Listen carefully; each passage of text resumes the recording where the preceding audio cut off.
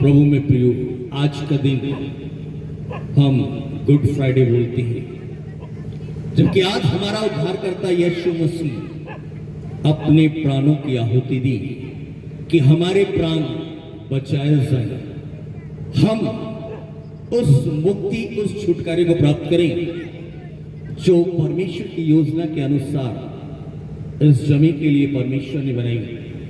हम पापियों के लिए वो उद्धार की योजना जो उसने बनाया, वो पाप जो अदन वाटिका में आया और पाप के द्वारा जो मृत्यु चली आई, उसी मृत्यु को खत्म करने के लिए परमेश्वर ने अपने इकलौते पुत्र यीशु मसीह को इस जगत में लाया कि उसके द्वारा हम उद्धार, छुटकारा, मुक्ति, चंगाई, पाप मोक्षण और अनंत जीवन को प्राप्त करें। और वो इसलिए कि परमेश्वर ने जो अपनी सृष्टि की रचना की, उसने 6 दिन सृष्टि को बनाया और 7वां दिन उन्होंने अपने स्वरूप और अपनी समानता में इंसान को बनाया।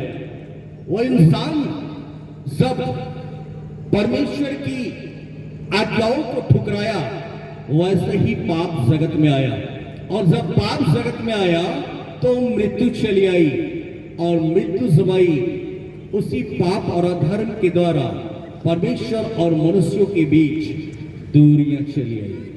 वो दूरियां जिसके कारण परमेश्वर मनुष्य से अलग हो गया। यशायाह की पुस्तक और उसके 59 अध्याय, जहां 1 और दूसरे वचन को हम पाते हैं।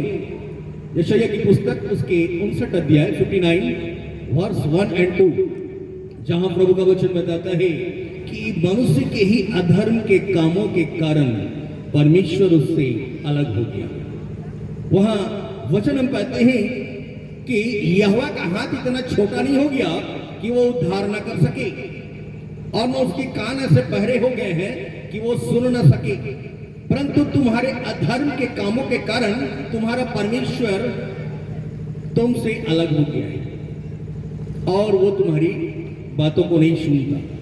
प्रभु में प्रियो, हमारे अधर्म के कामों के कारण हमारा परमेश्वर हमसे अलग हो गया। वो अदन वाटिका में जो अधर्म के काम हुए, जो परमेश्वर की आज्ञाओं को तोड़ा गया, उनके आज्ञाओं की नाफरमानी की गई और उसी का प्रतिफल हुआ परमेश्वर और मनुष्य की दूरियां बढ़ गई। इसलिए कि वही अदन वाटिका है जहां हर शाम परमेश्वर आदम से मिला करता था। हर शाम के वक्त बाइबल बताती है, उत्पत्ति की पुस्तक, वहां हम पाते हैं कि हर शाम परमेश्वर उनसे मिला करता था, और उस दिन भी वो मिलने को आया, लेकिन आदम अपने आप को नंगा पाया, और वो इसलिए कि उसने उसके वचन को ठुकराया। और जब उसके वचन को ठुकराया तो निश्चय ही, जैसा कि परमेश्वर ने कहा था कि अदन वाटिका के सारे वृक्ष के फलों को तुम खा सकते हो, लेकिन इस बीज के वृक्ष का फल को मत खाना, जिस दिन खाओगे मर जाओगे। और परमेश्वर का वचन चूंकि टलता नहीं, और इसलिए वहां हम पाते हैं कि जैसे ही शैतान ने आकर हवा को बहकाया, उसने हवा से कहा, क्या परमेश्वर ने तुझे यहाँ के सारे वृक्ष के फलों को खाने को मना किया है? और तब हवा ने बताया कि नहीं, परमेश्वर ने वृक्ष को तो सारे वृक्ष के फलों को खाने को तो कहा है, लेकिन इस बीज के वृक्ष का फल, जो भले और बुरे वृक्ष का फल है, उसे खाने को मना किया है। उसने कहा है कि जिस दिन खाओगे मर जाओगे। और तब शैतान ने उसे बहकाया कि तुम निश्चय ना मरोगे, वरन परमेश्वर के तुल्य हो जाओगे। और यही बात से हवा बहकाई गई, और हवा ने देखा कि वो फल खाने में लुभावना है, सुहावना है, और उसने खुद भी खाया और अपने पति अर्थात आदम को भी खिलाया। और इस रीति से पाप इस जगत में आया, पाप के द्वारा मृत्यु चली आई, क्योंकि परमेश्वर ने कहा था जिस दिन खाओगे मर जाओगे। वो आत्मिक मृत्यु, वो अनंत मृत्यु आ गई, जिसके विषय में परमेश्वर ने वर्जा था कि इस फल को न खाना, और वही हुआ। आज भी परमेश्वर के वचन को जो तोड़ता है और उसके वचन आज्ञाओं की जो नाफरमानी करता है, निश्चय ही वही आत्मिक मृत्यु, और वही अनंत मृत्यु मनुष्य में आती है और उसके लिए उसका छुटकारा सिर्फ एक ही उपाय है और वो है यीशु का लहू। यीशु का लहू, क्योंकि लहू ही है जो पाप मोक्षण के लिए जरूरी है। इसलिए कि चाहे आप पुरानी वाचा में देखें या नई वाचा में देखें, पुरानी वाचा में भी बात वही थी कि छुटकारा यदि पाप का पाना हो, श्राप का पाना हो, अंधकार का पाना हो, शैतान का पाना हो, मृत्यु का पाना हो, तो निश्चय ही वो वाचा का लहू, जो पुरानी वाचा का लहू था, जिससे मूसा ने, जो मेमने बलि के विषय में बतलाया था, और उसके लहू को जिस पर छिड़काया जाए याजक के द्वारा, महायाजक के द्वारा, वही शुद्धता और पवित्रता को प्राप्त कर सकता है और दूसरा कोई नहीं। और दूसरी बातों को हम पाते हैं कि वो आप ही, वचन यही बताता है कि वो पाप जब जगत में आया, पाप के द्वारा मृत्यु चली आई और वो सारे मनुष्यों में फैल गई, इसलिए कि सबने पाप किया है और परमेश्वर की महिमा से रहित थी। और जब पाप जगत में आया, आदम का जो स्वभाव है वो बदल गया। वही आदम परमेश्वर के निकट निकट होता था, आज जब उसने पाप किया, अपने आप को नंगा पाया और जैसे ही परमेश्वर ने उसे आवाज दी और ये अपने आप को नंगा पाया, पेड़ों की ओट में हो गया। आज व्यक्ति जब पाप करता है तो परमेश्वर से अलगाव हो जाता है और वो परमेश्वर से छीपने लगता है, उससे भागने लगता है। यहां भी वही बातें पाते हैं, जब परमेश्वर ने कहा हे आदम तू कहां है, और तब आदम ने कहा मैं पेड़ों की ओट में हूं। तब परमेश्वर ने कहा कि तुझे किसने तुझे चिता दिया कि तू नंगा है, और तब उसने कहा कि मैं पेड़ों की ओट में हूं इसलिए कि मैं अपने आप को नंगा पाया हूं। तब परमेश्वर ने कहा कि क्या तूने उस फल को खाया जिस फल के विषय में मैंने तुझे खाने को वर्जा था? और तब उसने कहा तूने जो स्त्री मुझे दिया है उसी ने मुझे खिलाया है। और जब स्त्री से परमेश्वर ने कहा तो स्त्री ने कहा शैतान ने मुझे बहकाया और तब मैंने खाया। और इसी रीति से पाप उस जगत में आया और परमेश्वर ने उससे कहा कि मैं, और तब शैतान और स्त्री इन दोनों से परमेश्वर ने कहा कि मैं तेरे वंश और इसके वंश के बीच में बैर उत्पन्न करूंगा, तू इनके पैरों को डसेगा और ये तेरे सर को कुचला करेगा।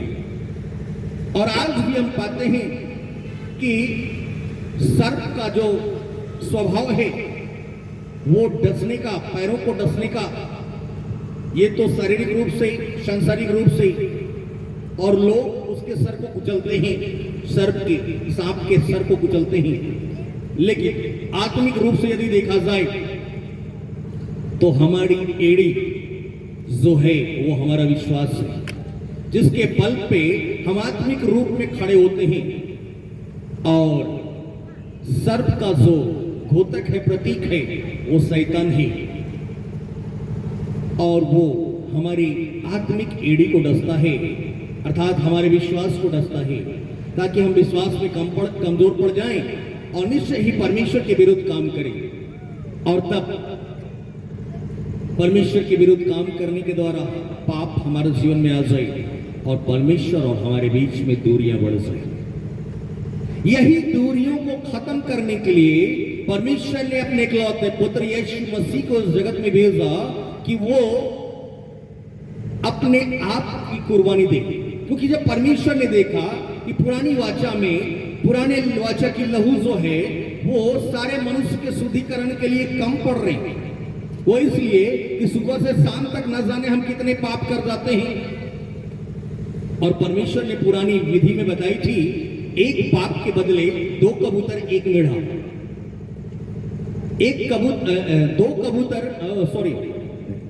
दो कबूतर 1 मेढ़ा, एक पाप के बदले। तो सोच ले सुबह से शाम तक हम कितने पाप कर जाते हैं। यदि हम 50 पाप करते हैं तो 100 कबूतर और 50 मेढ़ा, और इसी रीति से 30 दिन में 1500 पाप करते हैं तो 3000 कबूतर और 1500 मेढ़ा, और साल भर में हमारे कितने पाप होंगे। और उसके लिए हमारे लिए कितने कबूतर और कितने मेढ़े की जरूरत होगी। इस रीति से पाप तो हमारे शरीर में बना रहेगा, बलिदान कम पड़ेंगे। और इसी रीति से जब परमेश्वर ने देखा कि मनुष्य का पाप उसके जीवन में पड़ा रहता है और वो उससे मुक्त नहीं हो पाता, कहीं ना कहीं वो पाप में ही ठहरता है, इस कारण मृत्यु उस पर छाया करती रहती है। उसी मृत्यु को खत्म करने के लिए और उसी पाप को खत्म करने के लिए परमेश्वर ने एक ऐसा बलिदान तैयार किया, जो वो बलिदान जो निर्दोष और निष्कलंक हो। क्योंकि बलिदान के लिए परमेश्वर ने जो बातें बतलाई थी, वो कोई भी बलि पशु निर्दोष और निष्कलंक होना चाहिए। और उसके लिए उसने अपने इकलौते पुत्र को ही ठहराया, क्योंकि और किसी को ना पाया कि वो निर्दोष और निष्कलंक मेमना बने। और किसी में वो निर्दोषता और निष्कलंकता नहीं पाई गई, और इसलिए परमेश्वर ने अपने ही पुत्र को वो मेमना बनाया, जिसके विषय में यूहन्ना ने गवाही दी कि ये देखो परमेश्वर का मेमना, अर्थात लैम्ब ऑफ गॉड, जो चलाता है, जो सारे जगत के पापों का भार उठा ले जाता है। और उसी के द्वारा उद्धार, छुटकारा, मुक्ति, चंगाई और अनंत जीवन को हम प्राप्त करते हैं। आज ही का दिन, अर्थात आज जो गुड फ्राइडे का दिन है, परमेश्वर ने अपने इकलौते पुत्र के द्वारा वो काम कराया जो सारे जगत के लोगों के लिए, सारे मनुष्य जाति के लिए हमेशा हमेशा के लिए विश्वास के द्वारा, सच्चे पश्चाताप के द्वारा उसका लहू एक ऐसा मध्यस्थ ठहरा कि जिसके द्वारा लोग पाप मोक्षण को प्राप्त करें और परमेश्वर के राज्य में शामिल होने पाए, परमेश्वर की संगत में आने पाए। वही पाप मोक्षण की जो जरिया जो परमेश्वर ने बनाया, वो अपने इकलौते पुत्र यीशु मसीह को लाया, और उसी के द्वारा हम उद्धार, छुटकारा, मुक्ति, चंगाई और अनंत जीवन को प्राप्त करते हैं। आज ही के दिन लोगों ने उसे क्रूस पर चढ़ाया, उसके कांटों पे मुकुट, उसके सर पे कांटों का मुकुट डाला गया, उनकी निंदा की गई, उस पर थूका गया, कोड़े मारे गए, और परमेश्वर ने हम सब के पापों का बोझ उसी पर लाद दिया। वो दुखदाई पीड़ा उसने इसलिए सही कि हम उन पापों से बचाए जाएं, उन श्रापों से बचाए जाएं। क्योंकि जब हम व्यवस्था के कामों को तज देते हैं, अर्थात परमेश्वर के वचन को तब तज देते हैं और मसीह में नहीं रहते, तो निश्चय ही हम श्राप के अधीन होते हैं। और उसी श्राप के बंधन से परमेश्वर ने अपने इकलौते पुत्र को हटाने, अपने इकलौते पुत्र को भेजा ताकि वो हमें श्राप के बंधन से छुड़ा ले, क्योंकि वो खुद श्रापित बना। क्योंकि जो कोई वचन कहता है कि जो कोई काठ पे लटकाया जाता है वो श्रापित, और हमारा मसीहा जो काठ पे लटकाया गया, निश्चय ही वो खुद श्रापित बना ताकि हमें श्राप के बंधन से छुड़ा ले। उसने खुद मृत्यु सही कि हमें मृत्यु के बंधन से छुड़ा ले, और खुद पापों का भार लेकर अपने ही लहू के द्वारा सनातन आत्मा में होकर वो परमेश्वर के पवित्र मंदिर में प्रवेश किया और अनंत छुटकारा प्राप्त किया। और हम सबों के लिए भी वो अनंत छुटकारा का कारण बना, क्योंकि इब्रानी की पुस्तक 9 अध्याय जो हमें बतलाता है कि मसीह जब आने वाले, इब्रानी की पुस्तक उसके 9 अध्याय कुछ पदों को यदि हम देखें, वो हम पाएंगे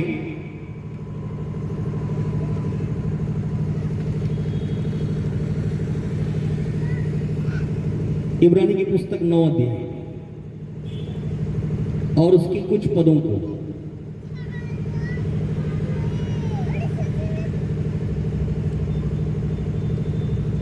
ग्यारह पद से आगे जो हम देखते हैं, मसीह का आना और हम सबों के लिए उद्धार का आना, छुटकारे का आना, मुक्ति का आना, चंगाई का आना, अनंत जीवन का आना, वो सारी बातें। परंतु जब मसीह आने वाली अच्छी अच्छी वस्तुओं का महायाजक होकर आया, तो उसने और भी बड़े और सिद्ध तंबू से होकर, जो हाथ का बनाया हुआ नहीं, अर्थात ये सृष्टि का नहीं, और बकरों और बछड़ों के लहू के द्वारा नहीं, पर अपने ही लहू के द्वारा एक ही बार पवित्र स्थान में प्रवेश किया और अनंत छुटकारा प्राप्त किया। क्योंकि जब बकरों और बैलों का लहू और कलोर की राख अपवित्र लोगों पर छिड़के जाने से शरीर की शुद्धता के लिए पवित्र करती है, तो मसीह का लहू, जिसने अपने आप को सनातन आत्मा के द्वारा परमेश्वर के सामने निर्दोष चढ़ाया, तुम्हारे विवेक को मरे हुए कामों से क्यों न शुद्ध करेगा, ताकि तुम जीवते परमेश्वर की सेवा करो। और इसी कारण वह नई वाचा का मध्यस्थ है, ताकि उस मृत्यु के द्वारा जो पहली वाचा के समय के अपराधों से छुटकारा पाने के लिए हुई है, भुलाए हुए लोग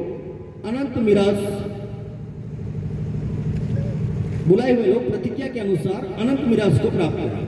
क्योंकि जहां वाचा बांधी गई है, वहां वाचा बांधने वाले की मृत्यु का समझ लेना भी आवश्यक है, क्योंकि ऐसी वाचा मरने पर पक्की होती है, और जब तक वाचा बांधने वाला जीवित रहता है, तब तक वाचा काम की नहीं होती। और इसलिए पहली वाचा भी बिना लहू के नहीं बांधी गई,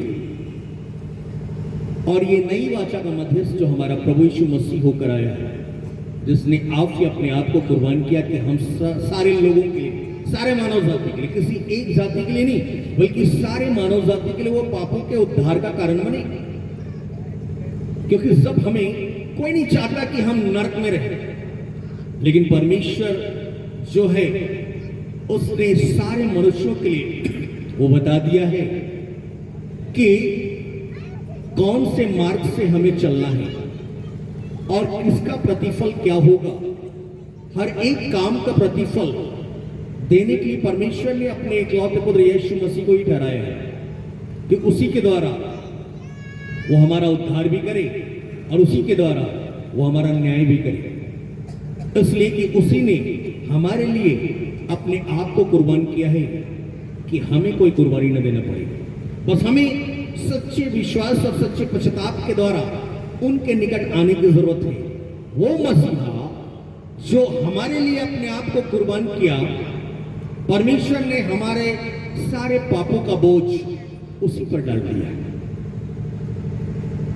उसे ही मारा गया, उसे ही निंदा की गई, उसकी निंदा की गई और उस पर थूका गया, कोड़े बरसाए गए, कांटों का ताज रखा गया, जो हमारे लिए उद्धार का कारण बने, मुक्ति का कारण। जो दंड हमें मिलनी थी वो उसने उठाया, जो सजा हमें मिलनी थी, क्योंकि हमारे पापों की सजा तो हमें मिलनी थी, लेकिन उसने हमारे पापों का भार लेकर अपने आप में वो दुख सहा, वो तकलीफें सही, ताकि हमें वो दुख न उठाना पड़े। और हमारे लिए ही उसने वो कुर्बानी दी, जिसके कारण आज हम उस अनुग्रह के सहभागी होते हैं।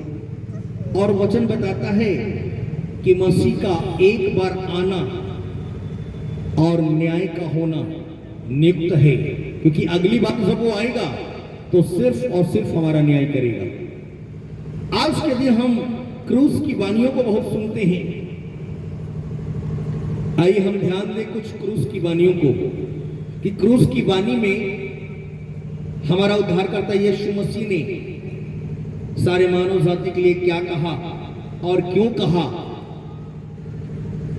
और उसका महत्व हमारे जीवन में क्या है, वो क्रूस की वाणी, और हमें क्या करना चाहिए। पहली क्रूस वाणी जो हम पाते हैं लूका की किताब 23 अध्याय 34 पद में, प्रभु यीशु मसीह ने कहा, हे पिता इन्हें क्षमा कर, क्योंकि ये नहीं जानते कि ये क्या कर रहे हैं। क्षमा का अर्थ बचाया जाना, बच जाना उस दंड से जो हमें मिलने वाला था। और परमेश्वर का स्वाभाविक गुण है दया का, कृपा का और पाप मोक्षण का। दया का इसलिए कि प्रभु यीशु मसीह ने कहा, मैं दया चाहता हूं, कृपा चाहता। उसने कहा मेरे पिता की इच्छा यह है, मेरे पिता की इच्छा यह है कि जो कोई उसके पुत्र को देखे उस पर विश्वास करे वो अनंत जीवन पाए और अंतिम दिन मैं उसे फिर जिला उठाऊंगा। यूहन्ना 6:40। और उसी प्रकार परमेश्वर की इच्छा क्या है? मीका की पुस्तक उसका 6 अध्याय उसके 8 पद हमसे क्या कहते हैं? मीका 6:8 परमेश्वर का वचन कहता है, हे मनुष्य, वह तुझे बता चुका है कि अच्छा क्या है और वह इससे, अर्थात मनुष्य से वो क्या चाहता है कि तू न्याय से काम करे, कृपा से प्रीति रखे और अपने परमेश्वर के साथ नम्रता से चले। प्रभु में प्रियो, परमेश्वर हमसे यही चाहता है कि हम न्याय से काम करें, कृपा से प्रीति रखें और अपने परमेश्वर के साथ, उसके वचन के साथ, उसकी आज्ञाओं के साथ, उसकी प्रतिज्ञाओं के साथ और उनकी वाचाओं के साथ नम्रता के साथ चले, दीनता के साथ, ताकि परमेश्वर की हर एक प्रतिज्ञाएं, हर एक वाचाएं हमारे जीवन में पूरी होनी पाएगी। परमेश्वर के हर एक वचन में शर्त है और प्रतिज्ञाएं हैं। यदि हम शर्तों को पूरा करते हैं, निश्चय ही परमेश्वर अपनी प्रतिज्ञाओं को हमें पूरा करता है और वो हम अपने जीवन में देखने पाते हैं, चाहे वो हमारा व्यक्तिगत जीवन हो, पारिवारिक जीवन हो, सामाजिक जीवन हो, आत्मिक जीवन हो। आज जो कुछ भी हम करते हैं, आंखों की अभिलाषा, शरीर की अभिलाषा, जीविका का घमंड, वो सारी बातों के लिए हमारा उद्धारकर्ता यीशु मसीह ने पिता से प्रार्थना की कि हे पिता, इन्हें क्षमा कर, क्योंकि ये नहीं जानते कि ये क्या कर रहे हैं। हम नहीं जानते कि हम क्या कर रहे हैं। परमेश्वर की आज्ञाओं को तोड़ रहे हैं, उनके स्वभाव को, उसके स्वभाव में खलल डाल रहे हैं। वो स्वभाव जो परमेश्वर ने हम सबों को दिया, क्योंकि उसने अपनी समानता और अपने स्वरूप में मनुष्य को बनाया है, तो स्वभाव भी चाहता है कि वो उसके अनुसार चले। हर कोई माता पिता अपने बच्चों को चाहते हैं कि जैसा हम सब हैं वैसे ही उनका भी स्वभाव होने पाए, और इसलिए वो नहीं चाहते कि बच्चे गलत करें और नासोच रहें। वो जीविता परमेश्वर यही चाहता है कि उसके हर बच्चे जीवित रहे और परमेश्वर के हर एक आशीष को ग्रहण करें, न कि अपने मन की करें और नाश हो जाए, श्रापित हो जाए, मृत्यु ने आ घेरे और काल के गाल में चले जाएं, नरक की आग में जले जहां रोना और दांत पीसना है। और इसीलिए प्रभु यीशु मसीह ने कहा कि हे पिता, इन्हें क्षमा कर, क्योंकि ये नहीं जानते कि ये क्या कर रहे हैं। आज मनुष्य जाति नहीं जानता कि वो क्या कर रहा है। अपने लिए ऊंट कटारे बोता है।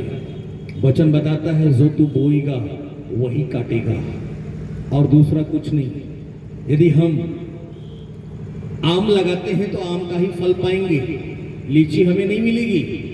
और इसी रीति से जो भलाई करेगा वो भलाई का प्रतिफल पाएगा, और जो बुराई करेगा वो बुराई का प्रतिफल पाएगा। और परमेश्वर ने अपने इकलौते पुत्र यीशु मसीह को इस जगत में इसलिए भेजा है कि वो सारे जगत के लोगों के लिए एक आदर्श बने। पहला पत्रस 2 अध्याय उसके 21 पद में पाते हैं कि उन्होंने हम सबों के लिए एक आदर्श बना है, एक आदर्श दिया है कि हम उसके पद चिन्हों पर चले। वो गाली सुनकर गाली नहीं देता था, वरन अपने आप को सच्चे न्यायी परमेश्वर के हाथ में सौंपता था, और हम सबों के लिए वही आदर्श दिया है। फिर इब्रानी की पुस्तक 7 अध्याय उसके इब्रानी 5 अध्याय उसके 7 से 10 पद में हम पाते हैं। इब्रानी 5 अध्याय उसके 7 से 10 पद में हम पाते हैं कि प्रभु यीशु मसीह अपने देह में रहने के दिनों में उससे जो उसको मृत्यु से बचा सकता था विनती और प्रार्थनाएं की, और भक्ति के कारण उसकी सुनी गई। भक्ति के कारण क्या जरूरत था उसे? वो तो परमेश्वर का पुत्र था, वो बेनती और प्रार्थनाएं करने की क्या जरूरत थी? क्योंकि स्वर्गलोक तो उसी का था, सब कुछ तो उसी का था। उसने हमारे लिए वो सीख दिया है कि हम मनुष्य जाति उस जीवते परमेश्वर से जो हमें मृत्यु से बचा सकता है, न सिर्फ शारीरिक मृत्यु बल्कि आत्मिक मृत्यु और अनंत मृत्यु से बचा सकता है, उससे हम विनती और प्रार्थनाएं करें और भक्ति के कारण हमारी सुनी जाए। दुख उठा उठाकर भी उसने आज्ञा माननी सीखी और हर एक आज्ञा मानने वालों के लिए उद्धार का कारण हो गया। क्या जरूरत था उसे दुख उठाने की और आज्ञा मानने की? लेकिन उसने हमारे लिए किया कि हम सब सच्चाई में चलने के लिए, अच्छाई में चलने के लिए, यदि हमें दुख भी उठाना पड़े तो हम उस मार्ग में चलें, ताकि हमारे लिए परमेश्वर की ओर से प्रतिफल मिले और उसे हम प्राप्त करें। क्योंकि परमेश्वर ने अपने इकलौते पुत्र यीशु मसीह के द्वारा हम सबों को वही आदर्श दिया है कि हम उसके पद चिन्हों पर चले। दुख उठा उठाकर उसने आज्ञा माननी सीखी और हर एक आज्ञा मानने वालों के लिए उद्धार का कारण हो गया। और परमेश्वर ने उसे मिलिकिसिदक की रीति पर, अर्थात मिलिकिसिदक की रीति पुत्र में पिता का आत्मा, मिलिकिसिदक की रीति यही है कि पुत्र में पिता का आत्मा अर्थात पिता का वास हो। इसलिए प्रभु यीशु मसीह ने कहा, मैं और पिता एक हैं। जब फिलिप्पुस ने कहा कि मुझे पिता को दिखा दे, और तब यूहन्ना 14 अध्याय उसके 6 पद से आगे जब हम पढ़ते हैं, वहां फिलिप्पुस ने प्रभु यीशु मसीह से कहा कि मुझे पिता को दिखा दे। तब उसने कहा, क्या तुम इतने दिन मेरे साथ रहे, तुम अभी तक नहीं जानते? जिसने मुझे देखा है उसने पिता को देखा है। और फिर उसने कहा, मैं और पिता एक हैं। यूहन्ना 8 का 30 से 31 पद को यदि हम पढ़ें, वहां हम कहते हैं, मैं और पिता एक हैं। वो परमेश्वर जिसने अपने इकलौते पुत्र को इस जमीन में भेजा और वो आकर बताया कि एक मनुष्य को कैसे जीना चाहिए, कैसे चलना चाहिए। और उसी ने कहा कि मैं जब जाऊंगा तो उस सहायक को भेज दूंगा जिसकी प्रतिज्ञा मेरे पिता ने की है, अर्थात वो पवित्र आत्मा जो तुम्हारी सहायता करेगा और तुम्हें मेरी बातों में से लेकर बताएगा कि तुम्हें क्या करना, क्या नहीं करना, क्या उचित, क्या अनुचित, क्या सही, क्या गलत, क्या अच्छा, क्या बुरा, उसके विषय में तुम्हें बताएगा और मेरी बातों में का स्मरण कराएगा। और आज वही पवित्र आत्मा हमारे बीच कार्य करता है, क्योंकि परमेश्वर ने हम सबों को बयाने में वही आत्मा दिया है, क्योंकि वही आत्मा उसने अपने इकलौते पुत्र को भी दिया था। और उसी आत्मा के द्वारा उसने संसार पे, शैतान पे और मृत्यु पर विजय प्राप्त किया। हमें भी वही आत्मा दी गई है। यदि हम उसी के अनुसार आज्ञाकारी बने रहें तो वो सामर्थ्य हमारे जीवन में भी कार्य करेगी और हम भी उसी रीति से संसार पे, शैतान पे और मृत्यु पर विजय प्राप्त करेंगे।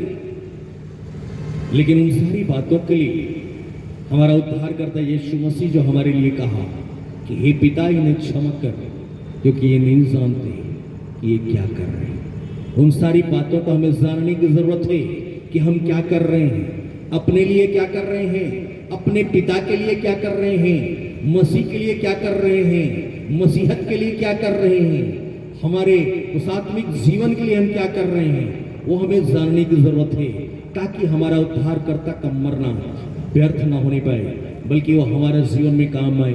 उसके लहू का कतरा कतरा हमारे जीवन में कार्य करे और हम उस छुटकारे को प्राप्त करें, उस सामर्थ को प्राप्त करें जो उसमें है, जिसके नाम में है, जिसके काम में है। क्योंकि परमेश्वर ने कहा, मैं अपने नाम के निमित्त तेरे सारे अपराधों को मिटा डालूंगा। यशायाह 43 अध्याय उसके 25 में हम पाते हैं, उसने कहा कि मैं अपने नाम के निमित्त तेरे सारे अपराधों को मिटा डालूंगा और फिर तेरे अपराधों को स्मरण न रखूंगा। वो जीविता परमेश्वर आज भी हमारे अपराधों को स्मरण नहीं करना चाहता, यदि हम सच्चे विश्वास और सच्चे पश्चाताप से उसके पास आते हैं। क्योंकि वचन बताता है, दया उसी पर की जाएगी जो अपने अपराधों को मान लेता है और उसे छोड़ भी देता है। नीति वचन 28 अध्याय उसके 28 अध्याय उसके 13 पद, जहां हम पाते हैं कि जो अपने अपराध छुपा रखता है उसके कार्य सफल नहीं होते, मगर जो उसको मान लेता है और उसे छोड़ भी देता है उस पर दया की जाएगी। 28 का 13, जो अपने अपराध छिपा रखता है उसके कार्य सफल नहीं होता, परंतु जो उसको मान लेता, छोड़ भी देता है, उस पर दया की जाएगी। यदि हम अपने अपराधों को मान लेते हैं और छोड़ भी देते हैं तो निश्चय ही परमेश्वर की दया हम पर कार्य करेगी और हम उसके जीवित गवाह ठहरेंगे। और वो क्षमा की बातें, क्योंकि मसीह जानता था कि पापों का क्षमा करने वाला केवल परमेश्वर ही है और दूसरा कोई नहीं। इसलिए उसने कहा कि हे पिता, इसे क्षमा कर, क्योंकि ये नहीं जानते कि ये क्या कर रहे हैं। पिता ने वो क्षमा के लिए, पाप क्षमा के लिए अपने इकलौते पुत्र को ही बलि चढ़ाया कि उसके द्वारा हम पाप मोक्षण को प्राप्त करें।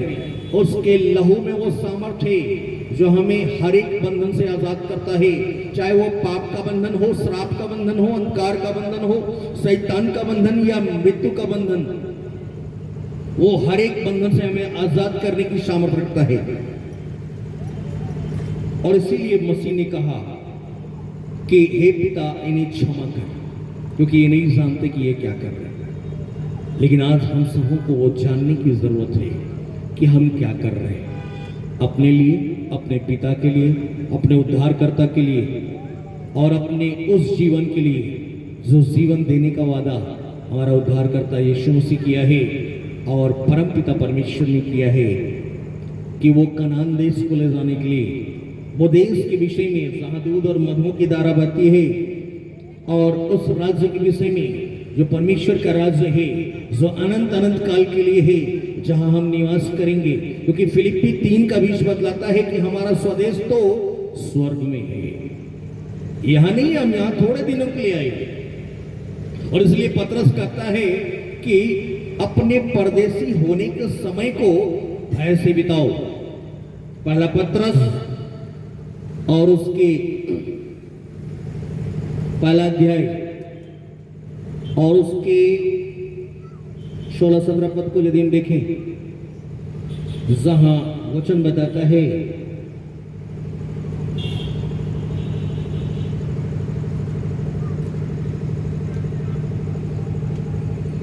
क्योंकि लिखा है कि पवित्र बनो, क्योंकि मैं पवित्र हूं। और जबकि तुम हे पिता कहकर उससे प्रार्थना करते हो जो बिना पक्षपात हर एक के काम के अनुसार न्याय करता है, तो अपने परदेसी होने का समय भय से बिताओ। अपने परदेसी होने का समय, यहां हम थोड़े दिनों के मेहमान हैं, हम परदेशी हैं। हमारा स्वदेश तो स्वर्ग में है, जहां हमें अपने परमेश्वर के साथ, अपने उद्धारकर्ता के साथ निवास करना है। और उन्होंने हम सबों के लिए जगह तैयार कर दिया है, क्योंकि मसीह ने कहा कि मैं जाता हूं अपने पिता के पास, मेरे पिता के पास रहने के बहुत स्थान हैं और उसे तुम्हारे लिए तैयार करने को जाता हूं, ताकि जब मैं यहां आऊं तो तुम्हें अपने संग लिए चलूं, ताकि जहां मैं रहूं वहां तुम भी रहो। और उसने हम सबों के लिए जगह तैयार कर दिया है, बस हमें उसके संग चलने की तैयारी करनी है। और वो तैयारी हम इसी जमीन पे और इसी शरीर पे करनी है, क्योंकि इस शरीर के बाद जब हमारा शरीर बदल जाएगा, जिसके द्वारा हम परमेश्वर के राज्य में शामिल होंगे, तो उस वक्त उस शरीर में हमें वो तैयारी करने की मौका नहीं मिलेगी। क्योंकि आज जब हम यहाँ हैं तो इसी देह में हम उस देह के लिए या फिर उस स्थान के लिए तैयारी कर सकते हैं, क्योंकि सच्चा विश्वास और पश्चाताप इसी शरीर में है, उस शरीर में नहीं। वो शरीर जो आत्मिक शरीर है, और आत्मिक शरीर में विश्वास और पश्चाताप नहीं होता, केवल इसी शरीर में होता है। और इसी शरीर में होकर हम उस शरीर के लिए या फिर उस स्थान के लिए अपनी तैयारी करते हैं। और वचन बताता है पहला पत्रस 2:18 पद से आगे, क्योंकि तुम जानते हो कि तुम्हारा निकम्मा चाल चलन जो बाप दादों से चलाता है, उससे तुम्हारा छुटकारा चांदी सोने अर्थात नासमान वस्तुओं के द्वारा नहीं हुआ, पर निर्दोष और निष्कलंक मेमने अर्थात मसीह के बहुमूल्य लहू के द्वारा हुआ। हमारा छुटकारा जो है, जो पापों से छुटकारा, श्रापों से छुटकारा, अंधकार से छुटकारा, मृत्यु से छुटकारा, वो धन और दौलत से नहीं होता, रुपये पैसे से नहीं होता, वरन सच्चे विश्वास और सच्चे पश्चाताप के द्वारा होता है, और वो मसीह के लहू के द्वारा होता है। क्योंकि परमेश्वर ने मसीह के लहू को ही वो जरिया ठहराया है कि जिसके द्वारा हम पाप मोक्षण को प्राप्त करें, और दूसरा कोई जरिया नहीं जो मनुष्य के पाप धोए जाए, साफ किए जाए। परंतु पुरानी व्यवस्था में हर पाप के बदले 2 कबूतर 1 मेढ़ा डालते जाए, और उसके लिए फिर महायाजक को ढूंढे। वो महायाजक कौन है? क्योंकि परमेश्वर ने नई वाचा का लहू के लिए नए महायाजक को ठहरा दिया है, जो हमेशा हमेशा काल के लिए नियुक्त किया गया है, और दूसरा कोई नहीं जो हमें पापों से मोक्षण दे। दूसरा वचन जो क्रूस में हमारा उद्धार करता यीशु मसीह ने कहा, और वो हम पाते हैं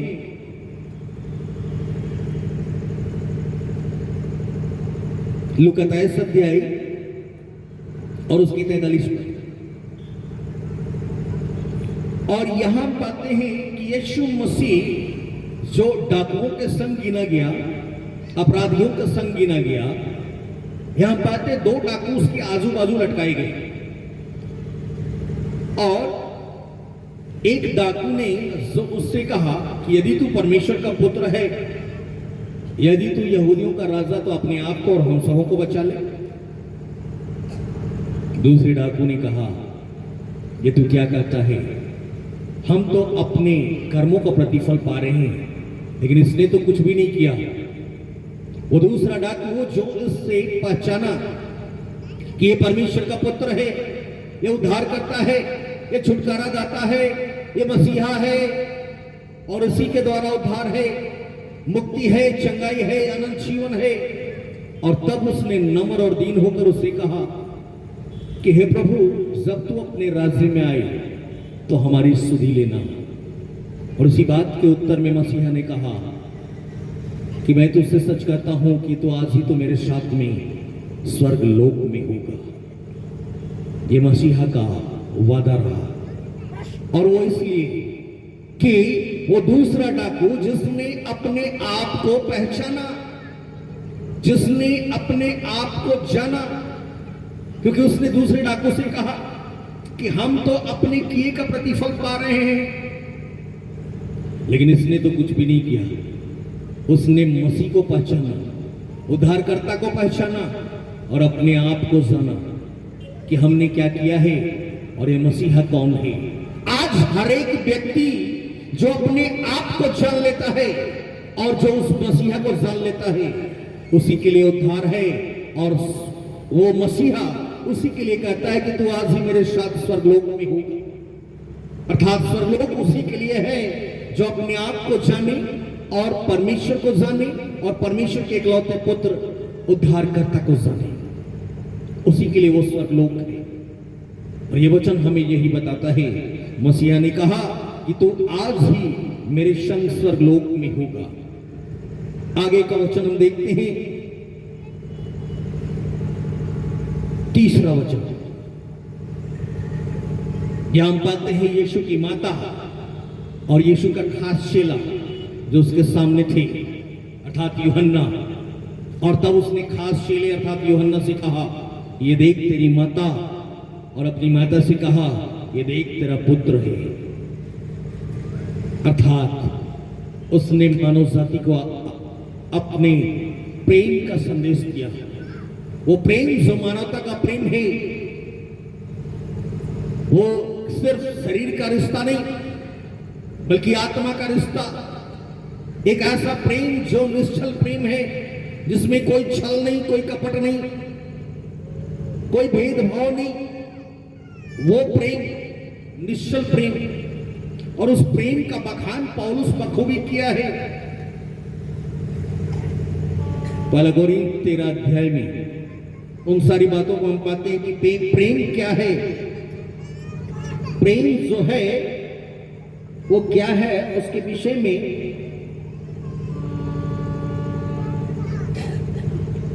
साफ रीति से पौलुस कहता है कि यदि मैं मनुष्यों और स्वर्गदूतों की बोलियां बोलूं, अर्थात अन्य भाषा का वरदान मुझमें है, मैं उसको भी बोलूं, या फिर स्वर्गदूतों की बोलियां बोलूं, और प्रेम न रखूं तो मैं ठनठनाता हुआ पीतल और झनझनाती हुई झांझ। और यदि मैं भविष्यवाणी कर सकूं सब भेदों को और सब प्रकार के ज्ञान को समझूं और मुझे यहां तक पूरा विश्वास हो कि पहाड़ों को हटा दूं परंतु प्रेम न रखूं तो मैं कुछ भी नहीं। और यदि मैं अपनी संपूर्ण संपत्ति कंगालों को ढिला दूं या अपनी देश जलाने के लिए दे दूं और प्रेम न रखूं तो मुझे कुछ भी लाभ नहीं। प्रेम क्या है? प्रेम धीरजवंत है और कृपालु है। प्रेम डाह नहीं करता, प्रेम अपनी बड़ाई नहीं करता और फूलता नहीं, वह अनरीति नहीं चलता, वह अपनी भलाई नहीं चाहता, धुंधलाता नहीं, बुरा नहीं मानता, कुकर्म से आनंदित नहीं होता परंतु सत्य से आनंदित होता है। वह सब बातें सह लेता है, सब बातों की प्रतीति करता है, सब बातों की आशा रखता है, सब बातों में धीरज धरता है। प्रेम कभी टलता नहीं। भविष्यवाणी हो तो समाप्त हो जाएंगी, भाषाएं हो तो जाती रहेंगी, ज्ञान हो तो मिट जाएगा, क्योंकि हमारा ज्ञान अधूरा है और हमारी भविष्यवाणी अधूरी। परंतु जब सर्वसिद्ध आएगा तो अधूरा मिट जाएगा। और आगे फिर हम पढ़ते हैं अंतिम पदों में, पर अब विश्वास, आशा, प्रेम ये तीनों अस्थायी है पर इन सब में बड़ा प्रेम है, मानो प्रेम। और इसलिए प्रभु यीशु मसीह ने कहा अपनी माता से, देख मेरी माता, देख तेरा पुत्र, और उस अपने चेले से कहा कि देख तेरी माता। अर्थात आपस का प्रेम, मानवता का प्रेम बना रहे हर एक में। और वो प्रेम जो मानवता का प्रेम और परमेश्वर के राज्य में रहने का प्रेम है। और उसके विषय में एक जगह जब हम पाते हैं कि जब प्रभु यीशु मसीह से कहा गया कि देख तेरी माता और देख तेरे भाई आए हुए तुझसे मिलने को, और तब प्रभु यीशु मसीह ने कहा कि मेरे माता भाई वही है जो परमेश्वर का वचन सुनते और मानते हैं। आज परमेश्वर के घराने के लोग वही लोग हैं जो उसका वचन सुनते और मानते हैं, और वही है जो मसीह के संगी वारिश होने का अधिकारी है। जो लोग परमेश्वर के वचन को सुनते और मानते हैं, क्योंकि मसीहा ने भी उसके वचन को सुना, ना सिर्फ सुना बल्कि माना है, बल्कि सारी आज्ञाओं को उसने पूरा किया, सारी व्यवस्था को उसने पूरा किया है। और इसलिए जब एक मनुष्य जब उससे कहता है कि मैं अनंत जीवन का अधिकारी होने के लिए क्या करूं, और तब उसने कहा तू तो आज्ञाओं को जानता है, माना कर। उसने कहा मैं तो इसे बचपन से मानता आया हूं। और तब प्रभु ने उससे प्रेम रखा, प्रेम किया और बोला तुझमें एक बात की कमी है, जिसे तू अपना कहता है उसे बेच दे और मेरे पीछे हो ले। आज हमारा अपना क्या है? सब कुछ तो परमेश्वर का दिया हुआ है। हमारा क्या है? और यदि हमारा कुछ है उसे मसीहा बेचने को कहता है। और हमारा क्या है? अहंकार, क्रोध, विरोध, फूट, विधर्म, डाह, मतवालपन, लीला कीड़ा आदि, यही हमारा अपना है जो हम संसार से अडॉप्ट करते हैं। संसारिकता में होकर, शरीर में होकर, शरीर की अभिलाषाएं, आंखों की अभिलाषाएं, जीविका के घमंड में होकर जो हम अडॉप्ट करते वही हमारा अपना है। वरन परमेश्वर ने हमें ऐसा नहीं दिया, परमेश्वर ने हमें ऐसा नहीं बनाया। उसने अपने स्वरूप और अपनी समानता में हम सबों को बनाया है कि हम उसके अनुरूप हो जाएं, ताकि हम परमेश्वर के राज्य के अधिकारी होने पाए। और हर एक वो दूरियां जो हर एक अधर्म के कारण जो हमारी परमेश्वर से है वो खत्म किए जाए, उसी विश्वास के द्वारा और उसी पश्चाताप के द्वारा जिसकी मांग परमेश्वर हमसे करता है। और आगे फिर हम देखें अगले वचन को, चौथा वचन,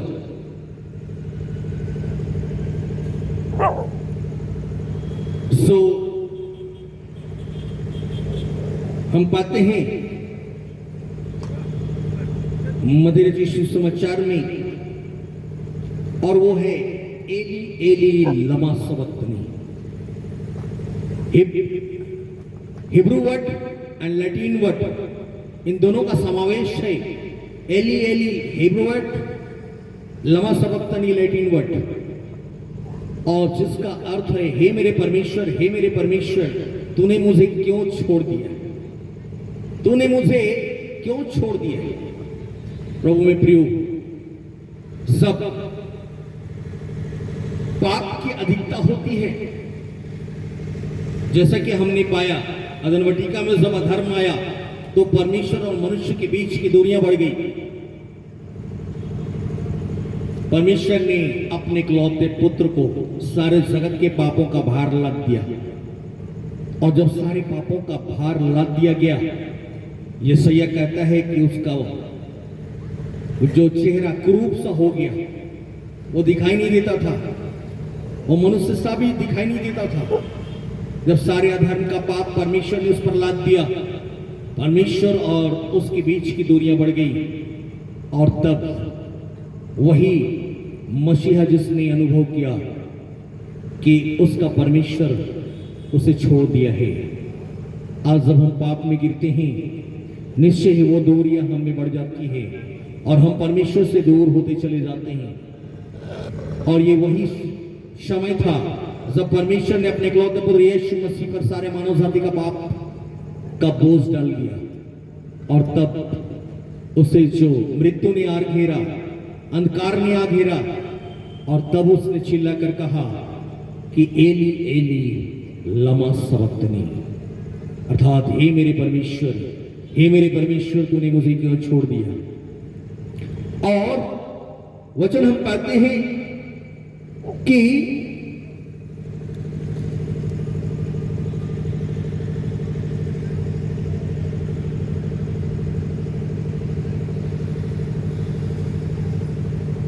जिसके द्वारा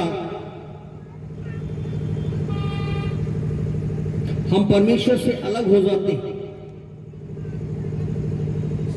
निश्चय ही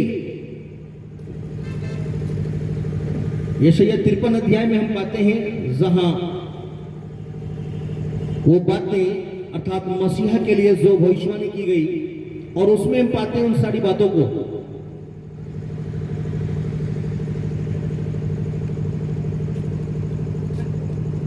तीसरे पद से आगे यशायाह 53 अध्याय, वह तुच्छ जाना जाता और मनुष्यों का त्यागा हुआ था, वह दुखी पुरुष था, रोग से उसकी जान पहचान थी और लोग उससे मुंह फेर लेते थे। वह तुच्छ जाना गया और हमने उसका मूल्य न जाना। निश्चय उसने हमारे रोगों को सह लिया, हमारे दुखों को उठा लिया, तो भी हमने उसे परमेश्वर का मारा कूटा और दुर्दशा में पड़ा हुआ समझा। परंतु वह हमारे अपराधों के कारण घायल किया गया और वह हमारे अधर्म के कामों के हेतु कुचला गया। हमारी शांति की उस पर ताड़ना हुई कि उसके कोड़े खाने से हम लोग चंगे हुए। हम तो सब के सब भेड़ों की नाई भटक गए थे, हम में से हर एक ने अपना अपना मार्ग लिया, और यहोवा ने हम सबों का धर्म का बोझ उसी पर लद दिया, उसी पर लद दिया। परमेश्वर ने सारे हमारे अधर्म का बोझ उस जीवते परमेश्वर पर लद दिया। वो कुरूप सा हो गया, और तभी उसने पाया कि परमेश्वर ने उसे छोड़ दिया है। वचन बताता है कि हम कई एक बार जांचे जाने के लिए भी छोड़े जाते हैं, और वचन वही बताता है कि हम अच्छी रीति से जांचे जाए कि परमेश्वर की अधीनता में, पवित्रता में, धार्मिकता में, सहिष्णुता में हम होते ही या नहीं, और हमारा जीवन कैसा चलता है। हम अपने आप को जांचें, परखें, क्योंकि परमेश्वर ने जो हम सबों को अपने स्वरूप में भेजा है, तो वो चाहता है कि हम उसके अनुरूप हो सके। वो मसीहा जिसने हमारे लिए अपने आप को कुर्बान किया है, हमारी अपनी क्या कर्तव्य है कि हम उस जीते परमेश्वर के लिए क्या करें। वो क्या चाहता है? हमसे कुछ नहीं चाहता, बस यही चाहता है कि हम उसकी आज्ञाओं के अनुसार चलें, अपने आप को उसके अनुसार ढालें। क्योंकि वो मसीहा जिसने आकर बताया कि एक मनुष्य को कैसे जीना चाहिए, कैसे चलना चाहिए, परमेश्वर की अधीनता में, पवित्रता में, धार्मिकता में, सहिष्णुता में कैसे रहना चाहिए, कैसे चलना चाहिए, नम्रता और दीनता में, परमेश्वर के वचन के साथ कैसे चलना चाहिए, उसने आकर दिखाया है, बतलाया है, सिखाया है, जताया है, चिताया है कि हमें कैसा चलना चाहिए। अपने चेलों से कहा, जागते रहो और प्रार्थना करते रहो, ऐसा ना हो कि शैतान का दांव तुम पर चले। हमें यह सिर्फ नींद से जागने की जरूरत नहीं है, ये नींद से जागने वाली बातें नहीं, बल्कि आत्मिकता में जागने वाली बातें। और आत्मिकता में जागने के लिए यह जरूरी है कि निरंतर हम प्रार्थना में लगे रहें। क्योंकि उसका आत्मा ही हमें सामर्थ्य देता है कि हम सब कुछ कर सकते हैं। अपनी ताकत से हम कुछ भी नहीं कर सकते, लेकिन परमेश्वर का आत्मा है जो हमें बल देता है, शक्ति देता है, सामर्थ्य देता है, तो हम सब कुछ कर सकते हैं। बल और शक्ति के विषय में फिलिप्पी 4:13 बतलाता है कि वो जो सामर्थ्य देता है उसमें हम सब कुछ कर सकते हैं।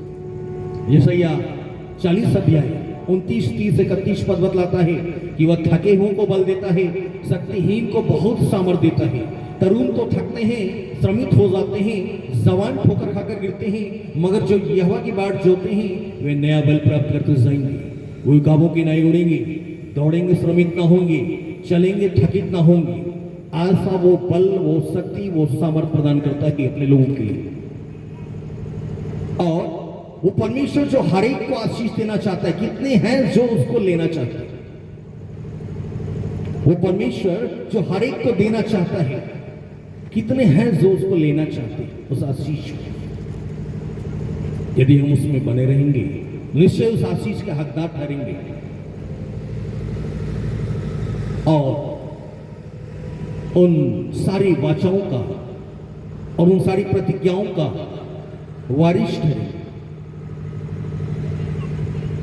और परमेश्वर ने जो वाचाएं बांधी, अब्राहम से उन्होंने वाचा बांधी कि मैं तेरे संतान को आशीष देता जाऊंगा, और वो अब्राहम की वाचा आज हमारे जीवन में प्रकट होती है। और वो इसलिए कि परमेश्वर ने अब्राहम के विश्वास को, जो उसने परमेश्वर के वचन पर विश्वास किया था, वही विश्वास उसके लिए धार्मिकता गिनी गई थी। और वही धार्मिकता आज हमारे लिए गिनी जाती है कि जब हम परमेश्वर के वचन पर विश्वास करते, उसके इकलौते पुत्र पर विश्वास करते, उसके मारे जाने पर, गाड़े जाने पर, पुनरुत्थान पर विश्वास करते, पाप मोक्षण पर विश्वास करते, उसके लहू के द्वारा छुटकारे पर विश्वास करते, तो निश्चय ही वही विश्वास का प्रतिफल हमारे जीवन में प्रकट होता है। और तब हम उसे देख नहीं पाते अपने जीवन में, चाहे वो हमारा व्यक्तिगत जीवन हो, पारिवारिक जीवन, सामाजिक जीवन, आत्मिक जीवन हो। 5वां वचन प्रभु ने कहा, मैं प्यासा हूं, मैं प्यासा हूं। वो जो उद्धार करता, जिसने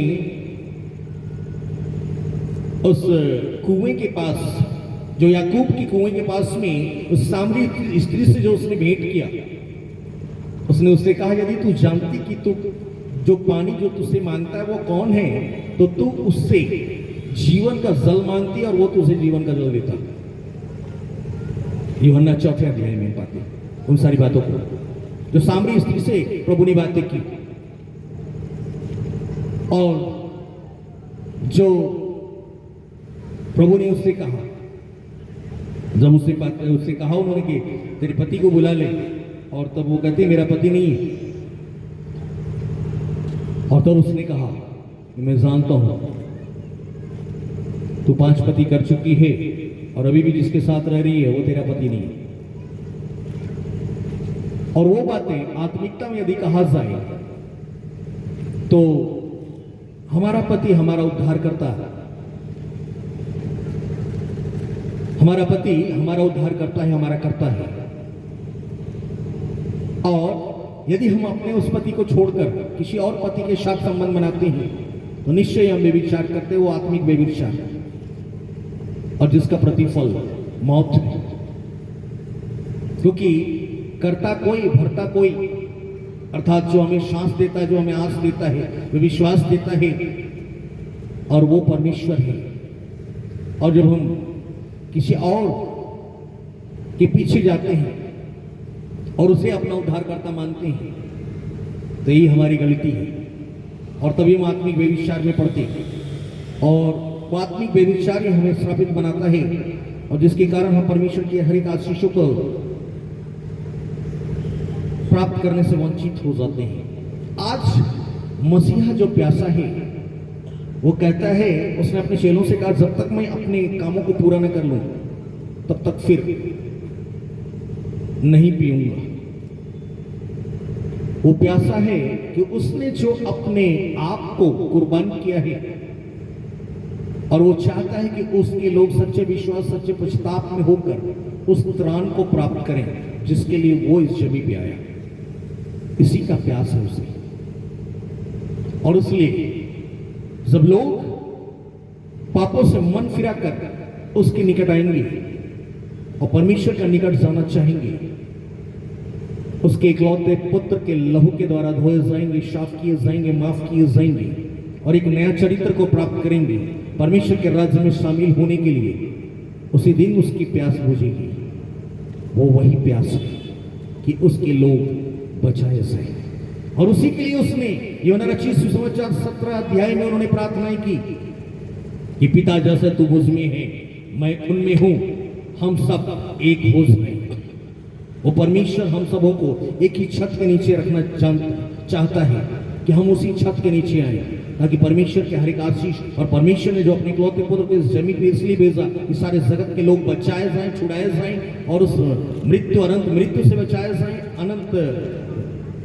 अनंत मृत्यु से बचाए जाएं, अनंत पाप से बचाए जाएं, पाप के बंधन से, श्राप के बंधन से, अंधकार के बंधन से, शैतान के बंधन से बचाए जाएं और वो पूरा हो नहीं पाए। तभी हम यीशु मसीह की प्यास को तभी बुझा सकते हैं जब उसकी शिक्षा पर चले, विश्वासी और पश्चातापी बने रहे, जिससे उसका खून लहू बेकार न जाने पाए और हमारे लिए काम आए। छठवां वचन है, उसने कहा पूरा हुआ, पूरा हुआ। यूहन्ना 19 अध्याय 30 पद। यूनानी शब्द तेतलेश शतई, जिसका अर्थ होता है कर्ज का चुकता होना, कर्ज का चुकता होना। और पाप जो है वो परमेश्वर के प्रति हमारा कर्ज है, अतः यीशु मसीह ने उसे चुकता किया है। यूहन्ना 1 का 29 पद में हम पाते हैं, जहां यूहन्ना कहता है कि परमेश्वर का मेमना जो जगत का पाप उठा ले जाता है,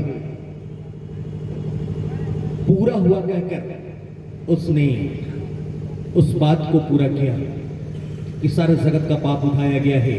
यदि उसी विश्वास से, सच्चे पश्चाताप से हम उसकी ओर फिरते हैं, निश्चय ही हमारे पाप के बंधन तोड़े जाएंगे और हम परमेश्वर के राज्य में शामिल होने पाएंगे। यही हकीकत है।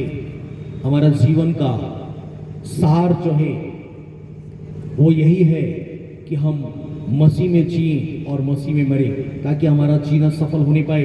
इस जमीन पे 100 गुना प्रतिफल अर्थात 100 गुना आशीष और परलोक में अनंत जीवन को प्राप्त करें, जो परमेश्वर ने हम सारे मानव जाति के लिए रखा है। और जो कोई विश्वास करेगा वो अनंत जीवन को पाएगा। और 7वां वचन हम पाते हैं, हे पिता मैं अपनी आत्मा तेरे हाथ में सौंपता हूं।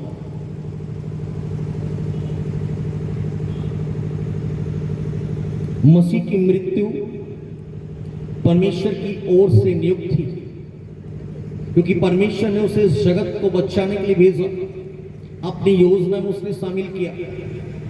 मसीह की बात को हम यदि ध्यान दें, उसने कहा इससे पहले कि अब्राहम उत्पन्न हुआ मैं हूं, इससे पहले कि अब्राहम उत्पन्न हुआ मैं हूं।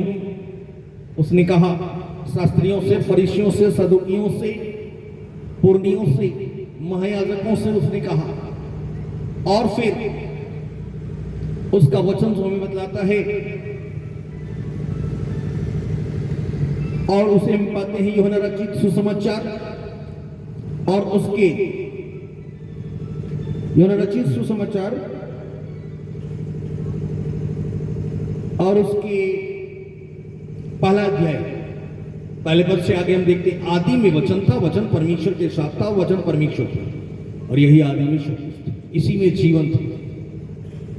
आगे हम पाते हैं कि अपनों के बीच आया, उसके अपनों ने उसे ग्रहण नहीं किया, मगर जितनों ने उसे ग्रहण किया उसे उन्होंने परमेश्वर का संतान होने का अधिकार दिया। वे न तो लहू से, न मनुष्य की इच्छा से, न शरीर की इच्छा से, परंतु परमेश्वर से उत्पन्न हुए ही वचन देहधारी हुआ और मसीह के रूप में प्रकट हुआ। प्रभु में प्रियो, आज जब हम परमेश्वर के वचन को ग्रहण करते हैं, निश्चय ही हम परमेश्वर का संतान होने का अधिकार प्राप्त करते हैं। हालेलुया।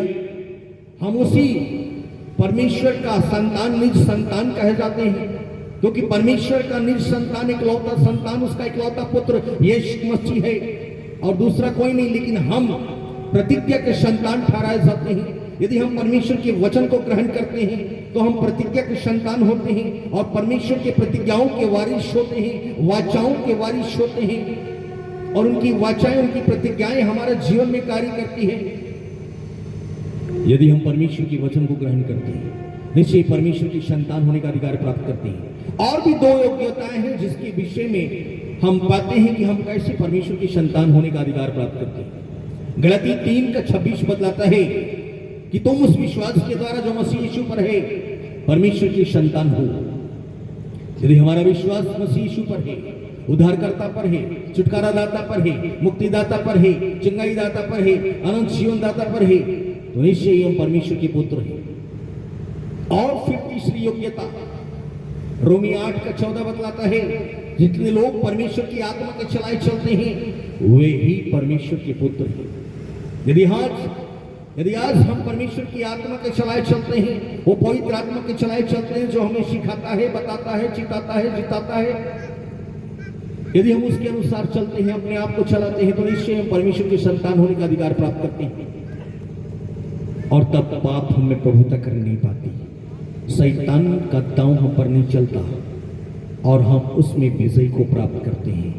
जिस प्रकार हमारा उद्धारकर्ता यीशु मसीह, जिसने परमेश्वर की उसी सनातन आत्मा में होकर संसार पे, शैतान पे और मृत्यु पर विजय प्राप्त किया है, हमें भी वो सामर्थ्य दिया गया है कि हम भी उसी रीति से संसार पे, शैतान पे और मृत्यु पर विजय प्राप्त करें, ताकि हम परमेश्वर के राज्य में शामिल होने पाए और हम मसीह के साथ संगी वारिस होने पाए और हमेशा हमेशा के लिए परमेश्वर के राज्य में निवास करने पाए। और हम सब उसी के लिए जमीन पे भेजे गए हैं कि हम अपने आप को तैयार करें कि हम परमेश्वर के राज्य में शामिल होने पाए, उसी रीति से अनंत वाटिका में होने पाए जिस रीति से परमेश्वर हर शाम आदम से मिला करता था। वो चाहता है आज भी वो अपने लोगों से, अपनी सृष्टि से उसके बीच में रहे, अपने स्वरूप और अपनी समानता में बनाए गए जो मनुष्य हैं उसके बीच में रहे, और इसलिए वो चाहता है कि वो उसके अनुरूप बन जाए। इसलिए उसने कहा जैसा मैं पवित्र हूं वैसा तुम भी पवित्र बनो, क्योंकि वचन बताता है इब्रानी 12 अध्याय उसके 14 पद में कि उस पवित्रता और धार्मिकता के खोजी हो जिसके बिना कोई प्रभु को कदापि ना देख पाएगा। यदि हमें प्रभु को देखना है, उसके राज्य में शामिल होना है, तो निश्चय ही हमें वही पवित्रता, वही धार्मिकता को प्राप्त करने की जरूरत है जिसके बिना हम प्रभु को कदापि ना देख पाएंगे।